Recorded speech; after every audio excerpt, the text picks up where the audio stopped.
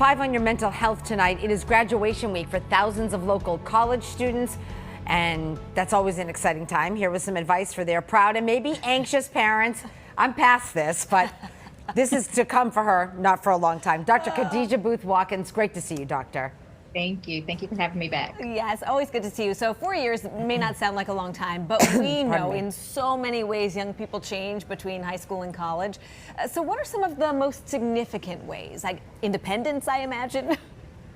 Yeah, so going from high school to college, we really are working on, shifting from dependent to less dependent. And I say less dependent because most college graduates aren't solely relying on themselves. So there's still some level of dependence, but now they are really trying to go along this path to become more dependent. They are increasing their responsibilities. They're taking care of their own meals, hopefully washing their clothes and cleaning their living space.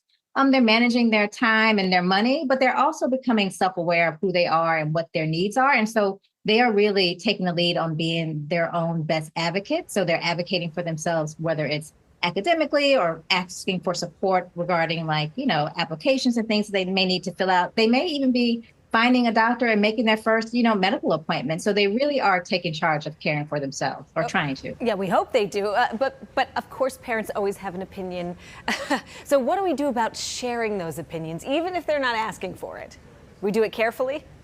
Well, and some may not agree, but, parenting, I don't believe parenting stops because they've reached the magical age of 18 or now they have a college degree. However, how we parent must change. It's the same as it does when we go from, raising our toddler to our teen. We have to give them the space to navigate challenges, to think critically, and to make their own decisions and to make their own mistakes. And this will mean, we might have to bite our lips.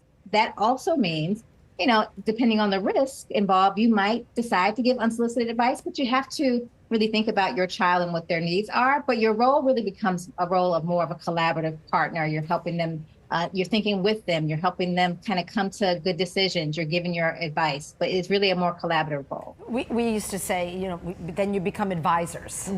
Loving advisors, but advisors, right? Advisors, sharing your own stories and your experience, and they get to decide what they want to do. So everyone wants to know, what's the plan after graduation? Should parents worry if their child doesn't have a plan yet?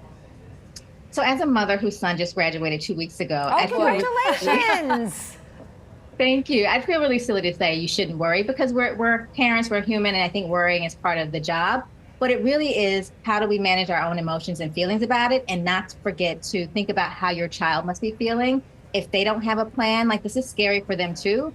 Also, not having a plan can be anxiety provoking. They may begin to feel down on themselves for not having a plan. So really managing our own feelings and thinking about how we will shift to help them manage a transition, which is a big transition, depending on what situation they're in. Right. Our feelings are not their feelings either. And you have to help guide them there. See, we're so experienced now, Dr. Booth Watkins. There you go.